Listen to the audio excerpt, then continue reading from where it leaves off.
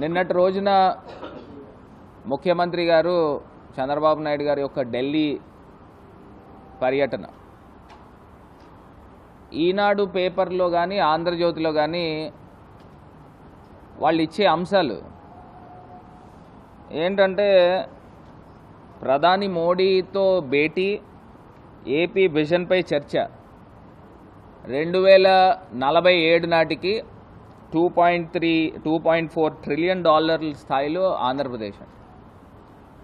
అసలు ఎక్కడ ఉంటున్నాము? వాస్తవాల్లో బతుకుతున్నామా?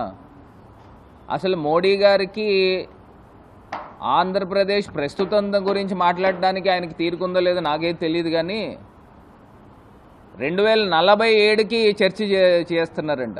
ఈనాడు పేపర్లోను ఆంధ్రజ్యోతి పేపర్లోను రాస్తున్నారు. ఇంతకన్నా కోతలు కోసేవాళ్ళు ఎవరైనా ఉంటారా అని అడుగుతా ఉన్నా. అసలు 2047 గురించి చర్చలు మోడీ గారు ఎందుకు చేస్తారండి?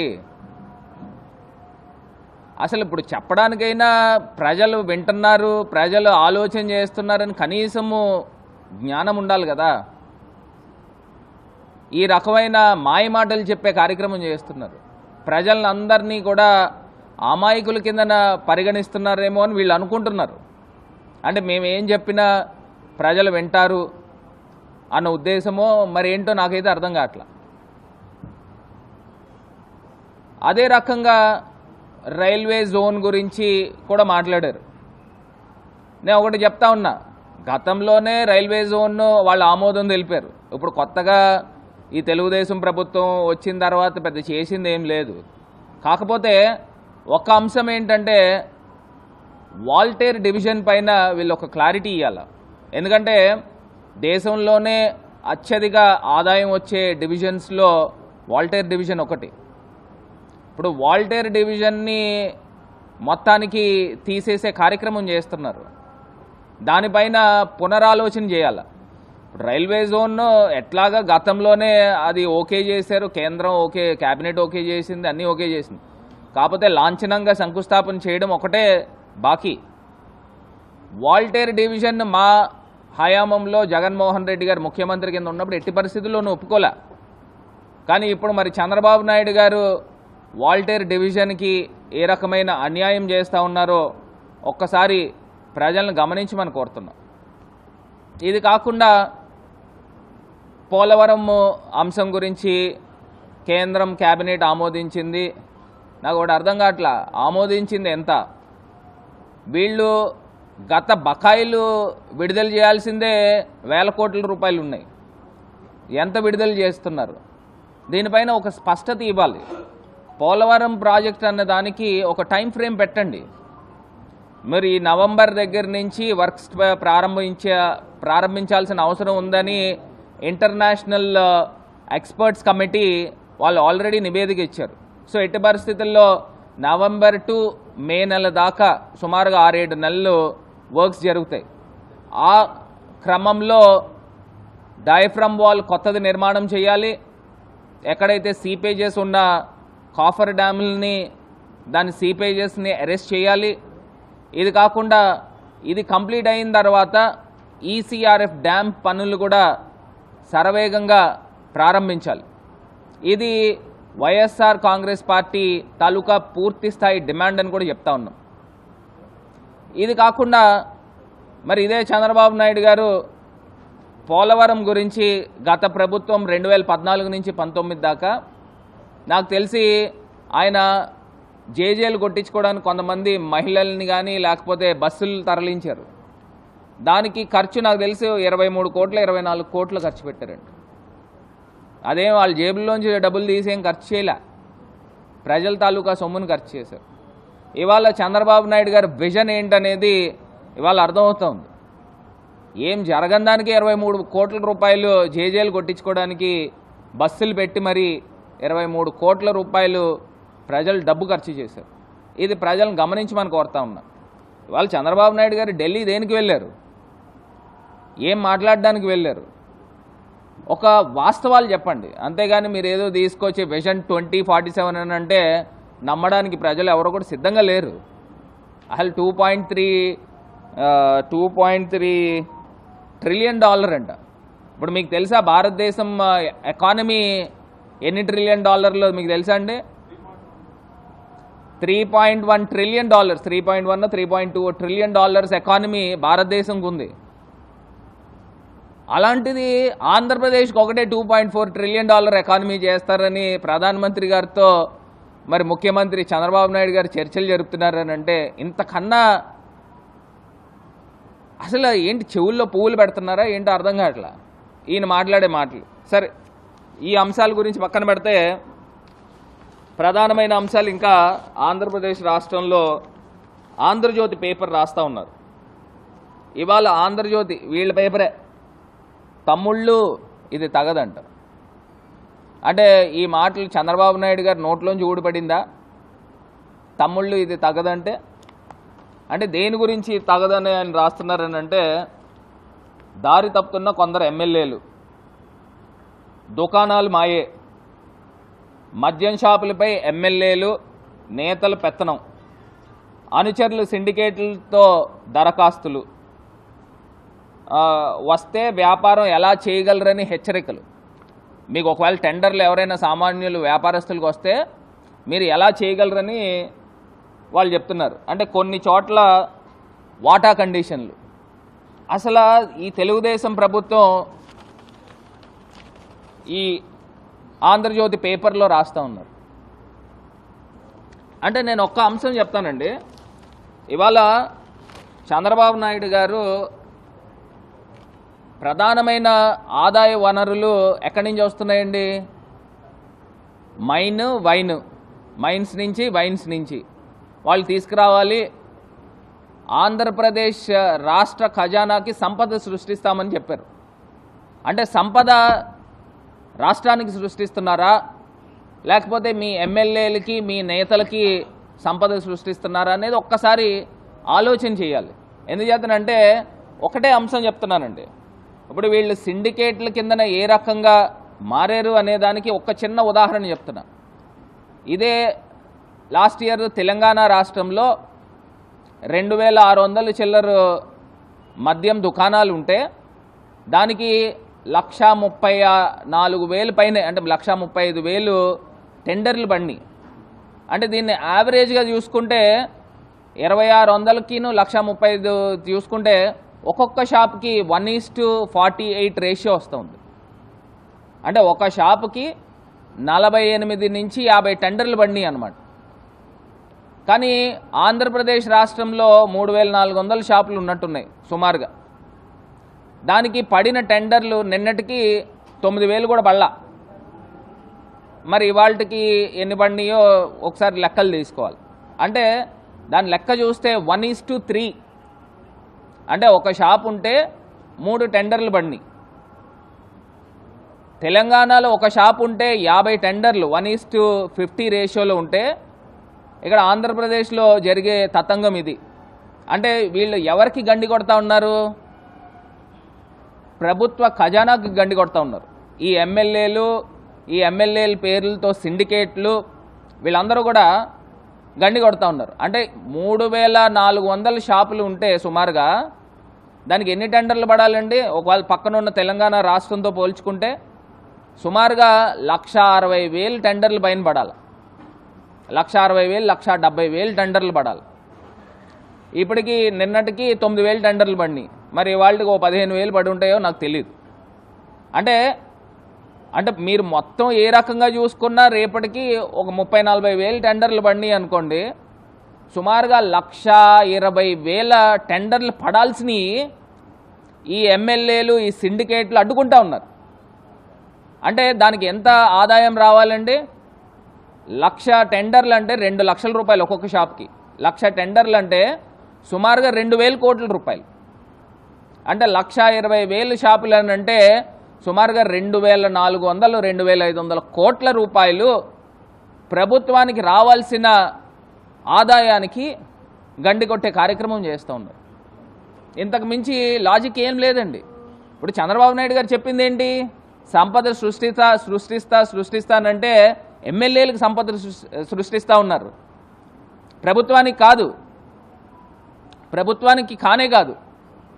గతంలో జగన్మోహన్ రెడ్డి గారు ఉన్నప్పుడు 45,000 పైన బెల్ట్ షాపులు ఉంటే ఈ షాపులన్నిటిని కూడా పూర్తిగా రద్దు చేసిన ఘనత గత ప్రభుత్వంలో ఉంది.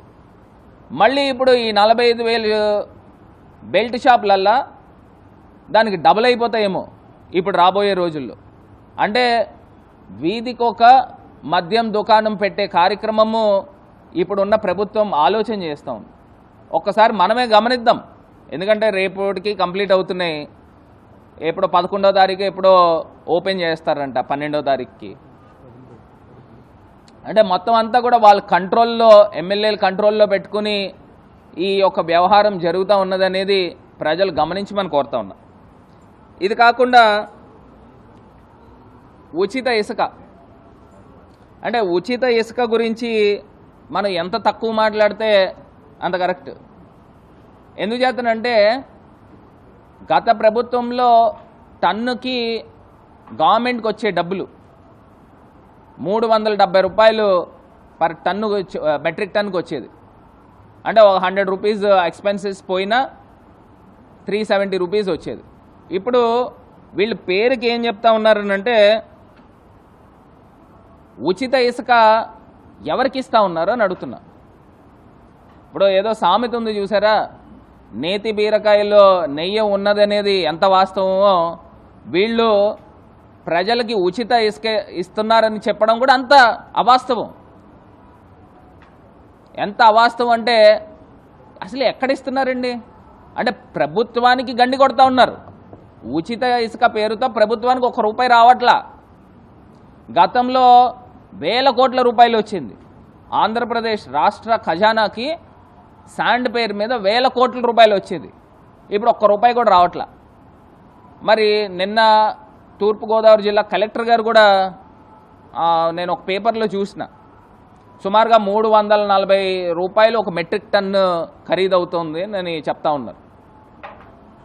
గతంలో ఏదైతే ర్యాంప్ బోట్మ్యాన్ సొసైటీ దగ్గర నుంచి తీసుకునేదానికి 100 నుంచి ₹150 ఇచ్చేవారు. ₹150 పర్ మెట్రిక్ టన్ను వాళ్ళు ఇచ్చేవారు. కానీ ఇవాళ ఎలా ఇస్తున్నారండి? ₹340 ఎవరికి ఇస్తున్నారు? ఒక మెట్రిక్ టన్ను బోట్మ్యాన్ సొసైటీ వాళ్ళు ఎత్తి వాళ్ళు కష్టపడిన దానికి ఒక మెట్రిక్ టన్నుకి ₹150-180 ఇచ్చేవారు. ఇవాళ ₹340 నిజంగా బోట్మ్యాన్స్కి వెళ్తున్నాయండి? ఆ సొసైటీలకు వెళ్తున్నాయా?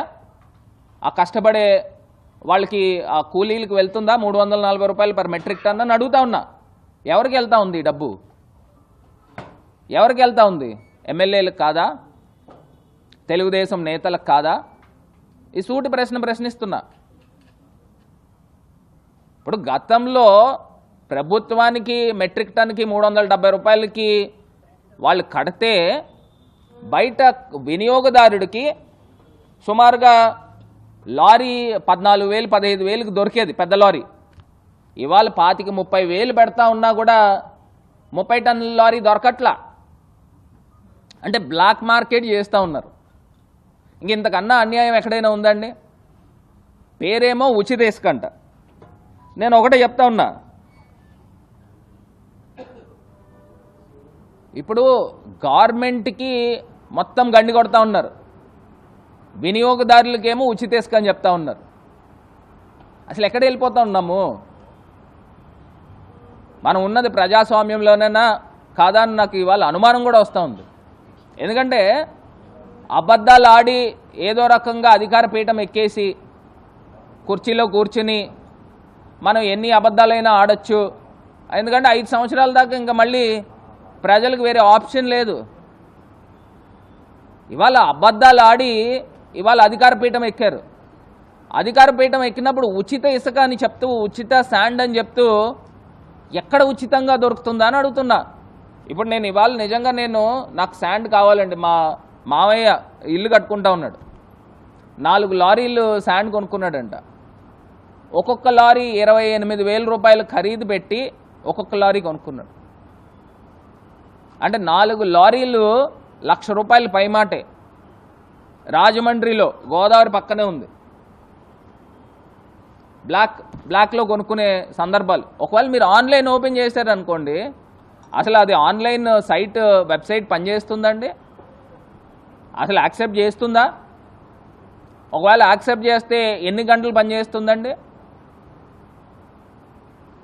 అంటే ఇంత దారుణమైన పరిస్థితుల్లో ఆంధ్రప్రదేశ్ రాష్ట్రం ఉంది. గతంలో జగన్మోహన్ రెడ్డి గారి ప్రభుత్వంలో సుమారుగా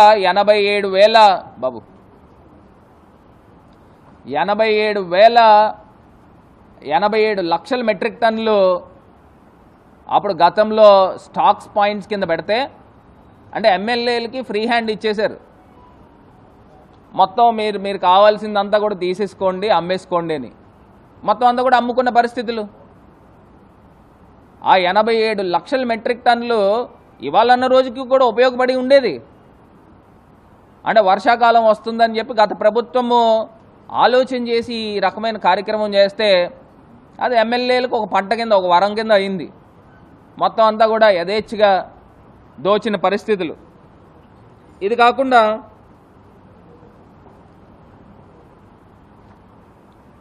కాకుండా ఏదైతే విజయవాడ వరదలకు సంబంధించి నిజంగా ఎంత హాస్యాస్పదం అండి. వాళ్ళు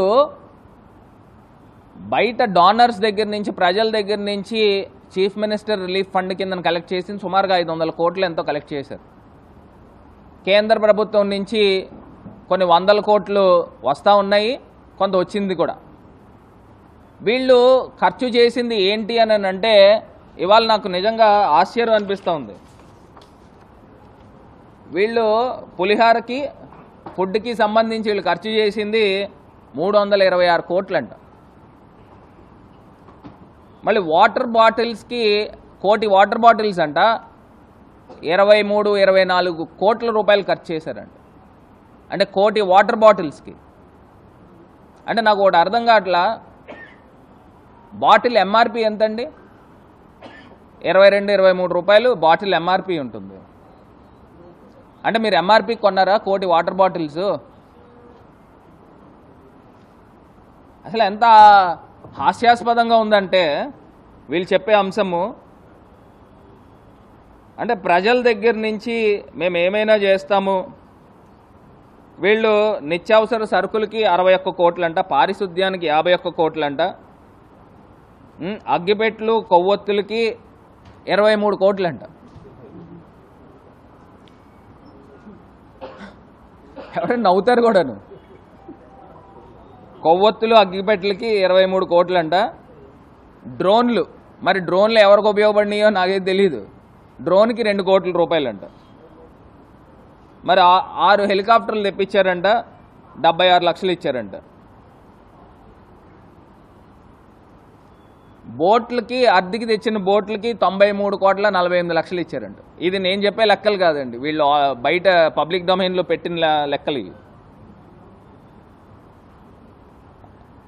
1500 మంది ఈతగాళ్ళకి 15 లక్షలు ఇచ్చారంట. అంటే ఈ రకమైన చెత్త తొలగింపుకి 4 కోట్లంట.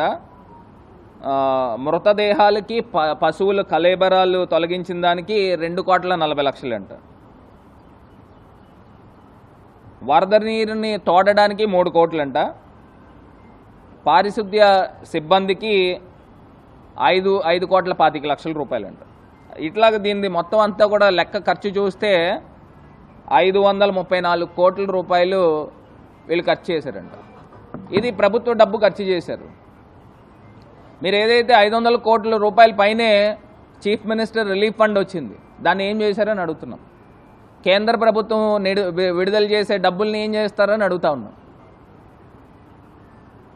అసలు నిజంగా ఇది చాలా ఆశ్చర్యం అనిపిస్తూ ఉంది. ఇప్పుడు నేను నిజంగా ఒక కెన్లే వాటర్ బాటిల్, నాకు 1 లక్ష వాటర్ బాటిల్ కావాలని నేను వాళ్ళ దగ్గరికి వెళ్ళి ఏదన్నా కొటేషన్ అడిగాను అనుకోండి, కనీస పక్షాన 20-25% డిస్కౌంట్ ఇస్తారు.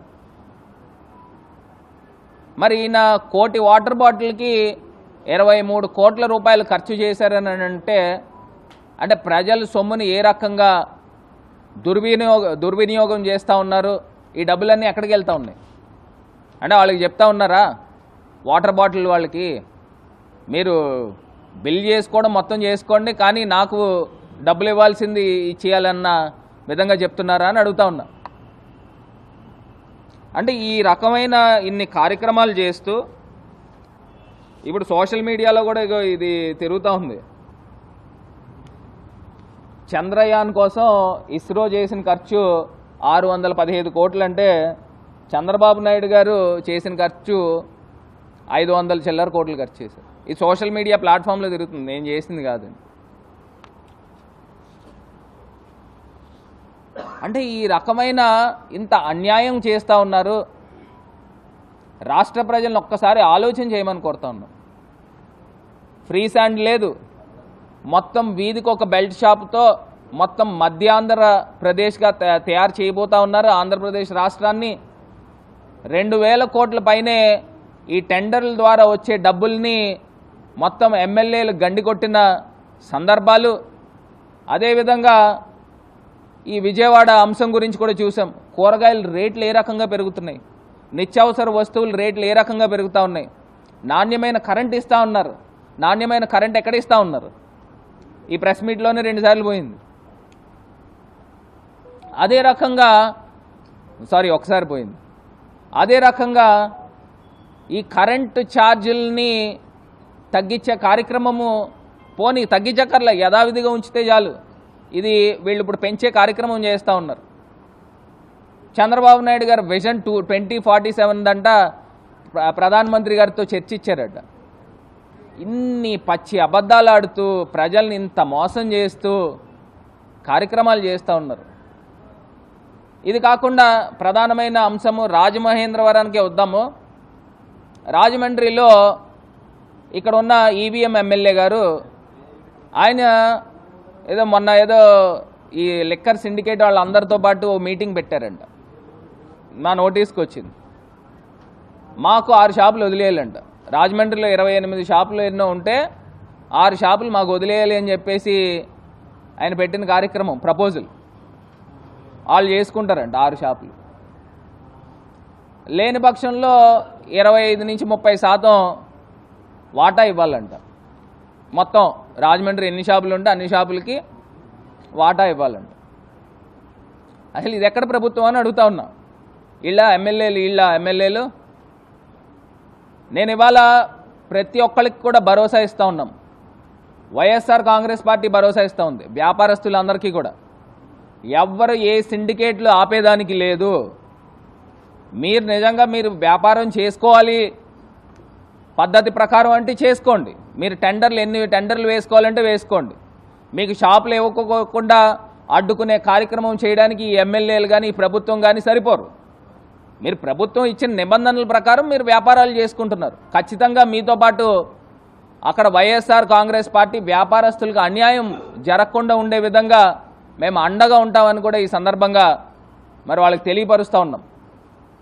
అసలు ప్రభుత్వ ఆదాయాన్ని గండికొట్టడానికి వీళ్ళు ఎవరండి? వీళ్ళు ఈ రకమైన కార్యక్రమాలు చేస్తూ ఉన్నారు. ఇంతకన్నా దారుణము ఇంకొక అంశం లేదు. అదేవిధంగా రాజమండ్రిలో మీరు చూస్తే రోడ్లు ఎంత అధ్వానంగా తయారవుతూ ఉన్నాయనంటే మెయింటెనెన్స్ లేదు. మొక్కలుగా నీళ్లు పోయారు. మేము తీసుకొచ్చి సెంటర్ డివైడర్లు తీసుకుని వచ్చాం. అక్కడ కంబాల్ చెరువు దగ్గర లలితా జ్యువెలర్స్ ఆ ప్రాంతం దగ్గర చూస్తే అక్కడ జంక్షన్ కొట్టి మా గవర్నమెంట్లో మేము ఉంటుండగా కొట్టి 5 నెలలు అవుతా ఉంది. దాన్ని ఇప్పటిదాకా డివైడర్లు కంప్లీట్ చేయాల. అక్కడ మదర్ తెరిసా పార్క్ ఉంది, చిరంజీవి పార్క్. ఆ పార్క్ని పూర్తి చేయరు. ఎన్ని రోజులు పెట్టుకుంటారు? అసలు గవర్నమెంట్ రన్ అవుతుందా? అసలు ఏమైనా కార్యక్రమాలు చేస్తున్నారా? ఇదివరకు రాజమండ్రి కలకల్లాడుతూ ఉండేది. నేను స్వామిమాల వేసుకుని భవానీమాల వేసుకుని చెప్తా ఉన్నా. ఇవాళ చూస్తూ ఉంటే బాధ అనిపిస్తూ ఉంది. ఆదివారం అయితే ఎక్కడ రాజమహేంద్రవరం చుట్టుపక్క ప్రాంతాల నుంచి వేల మంది వచ్చేవారు. సండే అయితే ఇవాళ వస్తూ ఉన్నారా అని అడుగుతా ఉన్నా. అందులోని పండగలు జరుగుతూ ఉన్నాయి. పండగలకి వస్తూ ఉన్నారా ప్రజలను అడుగుతా ఉన్నా. ఒకసారి ఆలోచన చేయండి. మనము గతంలో ఉన్నప్పుడు పండగ టైంలో అసలు కంబాల్ చెరువు కానీ లేకపోతే ఆ హ్యాపీ స్ట్రీట్ ప్రాంతం కానీ వెళ్తూ ఉంటే కళకళలాడుతూ పండగ వాతావరణం కనబడుతూ ఉండేది. ఇప్పుడు కనబడుతుందా అని అడుగుతూ ఉన్నా. అంటే ఇంత దారుణంగా వీళ్ళు వ్యవహరిస్తూ ఉన్నారు. అసలు ఇప్పుడు కంబాల్ చెరువుకి టికెట్ తీస్తామని చెప్పి మీరు ఎలక్షన్లో వాగ్దానం చేశారు కదా, మరి టికెట్ తీసారా అని అడుగుతా ఉన్నా. టికెట్ తీసారా అని అడుగుతా ఉన్నా, ఎందుకు తీయలేదు అని అడుగుతున్నా. మీరు చెప్పారు కదా వీళ్ళు తెలుగుదేశం పార్టీ వాళ్ళు, మేము అధికారంలోకి వస్తే మేము ఎమ్మెల్యే అయితే ఇమీడియట్గా 50 రూపాయలు ఉన్న కంబాల్ చెరువు టికెట్ తీసేస్తాము, ఉచితం చేస్తామని చెప్పారు కదా, మరి ఉచితం చేశారా అని అడుగుతా ఉన్నా. ఇప్పుడు ఆ గ్లో గార్డెన్ నిర్మాణం చేసాం, దాని మెయింటెనెన్స్ చేస్తున్నారా? అసలు ఎన్నో పార్కులు ఓపెన్ చేయాలి. దానివేపేట పార్క్ అండి, ఎన్ని నెలలు కావాలండి మీకు? ఎన్ని నెలలు కావాలి అని అడుగుతున్నా. ఎందుకు ఓపెన్ చేయరు? ఎందుకు దాన్ని కంప్లీట్ చేయరు? అంటే దాన్ని కంప్లీట్ చేస్తే మా తాలూకా ఇంప్రెషన్ దానిపైన ఉంటుందనా? మీరు ఎన్ని నెలల కాల వ్యవధి కాలం ఎందుకు గడిపేస్తున్నారు? ఆ రోడ్డు చక్కగా అందంగా తయారు చేయాల్సిన రోడ్ని మధ్య మధ్యలో అటు డ్రైన్ టు డ్రైన్ ఆ రోడ్ చేయాలి, ఎందుకు చేయట్లేదు? మధ్య మధ్యలో ఖాళీలు ఎందుకు ఉంచుతున్నారు? అవేమో లైట్లు తీసుకొచ్చి ఎదరబెట్టేశారు, కొంచెం వెనక్కి పెట్టాలి. ఇప్పుడు మనము ఎందుకు చేస్తున్నాము? రోడ్డు ప్లస్ పక్కన డ్రైన్ టు డ్రైన్ ఎందుకు చేస్తున్నాము? ఆ రోడ్డు పూర్తిగా ఉపయోగించుకోవాలని, 2 వే ట్రాఫిక్ వెళ్ళినప్పుడు ప్రాపర్గా వెళ్ళాలని. రోడ్డు మధ్యలోకి తీసుకొచ్చి లైట్లు పెట్టడం ఏంటండి? అసలు పూర్తి స్థాయిగా అసలు అవగాహన లేకోకుండా భ్రష్టు పట్టిస్తూ ఉన్నారు. ఇవాళ నిజంగా చాలా బాధ అనిపిస్తూ ఉంది. ఇప్పుడు నా ఎంపీ ల్యాడ్స్ డబ్బులతో, గతంలో నేను ఎంపీ కింద పనిచేసినప్పుడు ఎంపీ ల్యాడ్స్ డబ్బులు ఇచ్చి ఉన్నాం. ఏది ఆ రోడ్డుకి అయితే కానీ, దానివైపేట మెయిన్ రోడ్డుకి అయితే కానీ, పార్క్కి అయితే కానీ. ఇప్పుడు ఏదైతే కోటిలింగాల్ ఘాట్ దగ్గర అక్కడ ఈట్ స్ట్రీట్ కడతా ఉన్నారో, ఆ ఈట్ స్ట్రీట్ కన్సీవ్ చేసింది, ఆలోచన చేసి డిజైన్ చేసింది మేము ఉన్నప్పుడు డిజైన్ చేశాము. దానికి కూడా ఎంపీ ల్యాడ్స్ ఫండ్స్ ఇచ్చాను, సుమారుగా ₹1 కోటి దగ్గర ఎంపీ ల్యాడ్స్ ఫండ్స్ ఇచ్చాం. ఇప్పుడు ఏదో వాళ్ళు వచ్చారు, వాళ్ళు ఏదో చేశారు అనేది ఏం కాదండి. ఆ డబ్బులు ఇచ్చింది ఎంపీ ల్యాడ్స్ ఫండ్స్, మేము తీసుకొచ్చి చేస్తూ ఉన్నాం. ఇప్పుడు అది కంప్లీట్ అవుతూ ఉంది. సరే, వాళ్ళు ఖాతాలో వేసుకోండి, మాకు వచ్చిన నష్టమేం లేదు. కాకపోతే ప్రజలకి మంచి చేసే కార్యక్రమం చేయండి. అసలు పారిశుద్ధ్యం అనేది, అసలు క్లీనింగ్ అనేది జరుగుతుందా? రాజమండ్రిలో అసలు క్లీనింగ్ జరుగుతుందా? 3 రోజులకి 4 రోజులకి ఒకసారి వస్తున్నారంట చెత్త తీసుకొని వెళ్ళడానికి. అంటే ఈ రకమైన కార్యక్రమం చేస్తూ అసలు ఏం జరుగుతూ ఉంది? ఇప్పుడు మోరంపూడి ఫ్లైఓవర్ అండి ఓపెన్ చేసి సుమారుగా 1.5 పైన అయిందన్న, 1.5 మంత్ అయిందండి. ఓపెన్ చేసిన తర్వాత దానిపైన లైట్స్ ఎందుకు పెట్టలేదండి? లైటింగ్ ఎందుకు పెట్టలేదు? మధ్యలో వాళ్ళు డివైడర్స్కి సంబంధించి సైడ్ లైన్స్ కానీ, స్టడ్స్ కానీ ఇవన్నీ కూడా పెట్టాలి కదా. ట్రాఫిక్ సిగ్నల్స్కి సంబంధించి ఆ స్టడ్స్ కానీ ఇవన్నీ పెట్టాలి కదా ట్రాఫిక్ పాయింట్ ఆఫ్ వ్యూలో. అప్రోచ్ రోడ్డు కూడా పూర్తి చేయాలి. అంటే ఎలా ఉందంటే ఆ ఫ్లైఓవర్ దాన్ని ఇంకా అందంగా వస్తే, ఎంత అందంగా తయారైతే అది భారత్కి అంత క్రెడిట్ వస్తుందని దాన్ని మొత్తం అంతా కూడా రూపం లేకోకుండా చేస్తూ ఉన్నారా అని అడుగుతా ఉన్నా. నేను నేషనల్ హైవే అధికారులకు కూడా మాట్లాడతాం, మీరు లైటింగ్ ఇప్పటిదాకా ఎందుకు పెట్టలే? అసలు మీరు ఎందుకు ఓపెన్ చేశారు? పూర్తిగా కంప్లీట్ కావాలి కదా. పోనీ ఓపెన్ చేశారు, బాగానే ఉంది. నైట్ టైం లైటింగ్ ఎలా వెళ్తారంటే లారీలు ఏ బేసిస్లో వెళ్తారు? ఆ మాత్రం జ్ఞానం కనిపించట్లేదా? ఇప్పుడు మేము మాట్లాడతాం, ఖచ్చితంగా అవసరమైతే అక్కడికి వెళ్ళి ధర్నా కూడా చేస్తాం. మీరు ఇమీడియట్గా దానికి లైటింగ్ పెట్టే కార్యక్రమం చేయాలి. ఇప్పుడు అదే సేమ్ కాంట్రాక్టర్స్ కదా రాజమండ్రిలో ప్రారంభించారు, జొన్నాడులో ప్రారంభించారు, ఉండ్రాజవరంలో ప్రారంభించారు. రాజమండ్రి ఒకటే ఎందుకు కంప్లీట్ అయిందండి? మిగతా 2 ఎందుకు కంప్లీట్ కాలా? ఎందుకంటే పర్సనల్ కేర్ తీసుకున్నాం.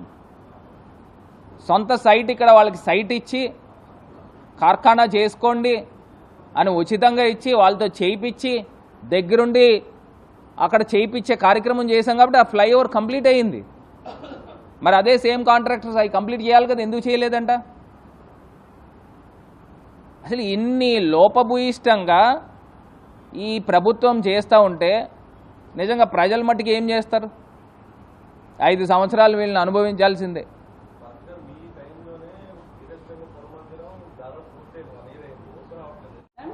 ఏం మాలన్నా? భవానీ మాలే.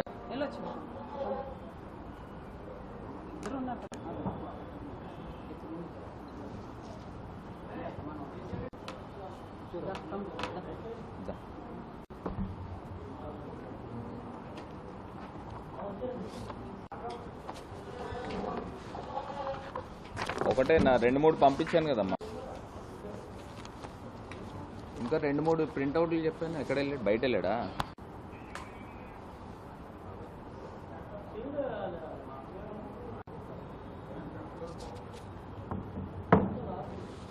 ఓకేనన్నా?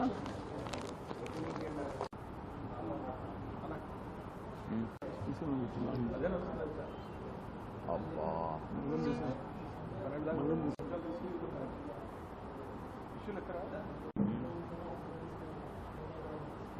కాదు, మొత్తం అంతా ఎలక్షన్ జరుగుతుందా?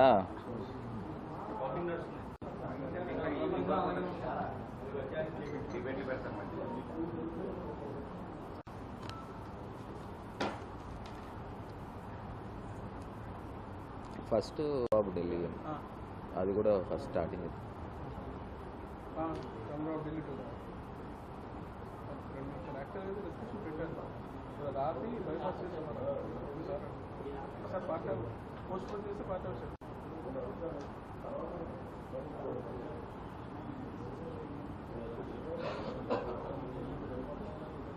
గోడే కట్టేస్తారు కదండి. మరి ఇప్పుడు ఉన్న ప్రభుత్వం ఏ రకమైన కార్యక్రమం?